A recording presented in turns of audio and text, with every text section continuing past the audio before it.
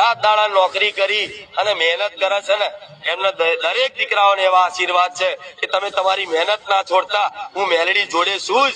આજે ને કાલે તમને ગાડી ના ભેરું મારું નામ મેલડી માતા નહીં. અને તમારા ગામમાં જો તમારો વટ ના રાખું ને મને મેલડી આવીને કહેજો. પણ પાછળ કહેશો કે રામ રામ માડી. એ રામ રામ 2 વખત બોલો છો ને મારી વચ્ચે લગાવો તો મારી આગળ પાછળ કોણ છે? રામ.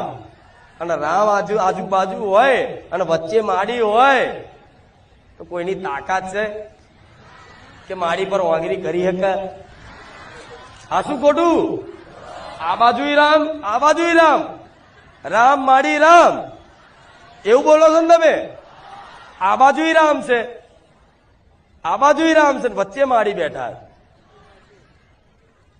તો પછી આજુબાજુ રામ હોય તો મારા ધામ છે ને જે ધામ, એ ધામની રક્ષા માટે તમને નહીં દેખાય હનુમાનજી, પણ હનુમાનજી ગદા લઈને ફરજ આવું મેલડી કહું છું.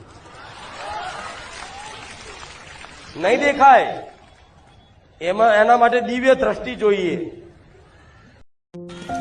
હું જેવો હોય એવો. શું કહેવાનું? હું જેવો હોય એવો. હે કાલનું શું થવાનું છે હવે મને ખબર. હોઈ સોઈ જો રામ રચી રાખા, કો કર તરક વઢાવે શાખા. શું? હોઈ સોઈ જો રામ રચી રાખા. એ જ થવાનું છે કે જે રામે રચી રાખ્યું છે. તો બુદ્ધિ ને તર્ક વાપરીને કરશો શું? સાચું ખોટું એક વિચારો. જે થવાનું એ થવાનું જ છે. તો તમે ભગવાનના ભરોસે, રામના ભરોસે, મારા જેવી માતાના ભરોસે જીવન જીવો છો તો ભગવાન છે કે મંગલ ભવન મંગલહારી દ્રવઉ દશરથ અજર બિહારી. મતલબ મંગલ ભવન મંગલહારી. ભગવાનનું નામ એવું છે, ભગવાનનું મતલબ મહિમા એવી છે કે મંગલ મંગલ મંગલ જ થાય, અમંગલ ક્યારે થાય? ઝાંપડી માતાના મંદિરે દર્શન કરવા આવી ગયા મિત્રો. ચંપલ બહાર કાઢી દો, ચંપલ બહાર કાઢી.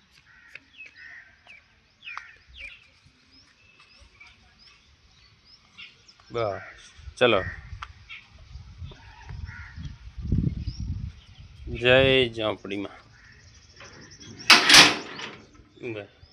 દરવાજો ખુલ્લો છે. દર્શન હાથ જોડી વિનંતી કરો. નીચે બેસીને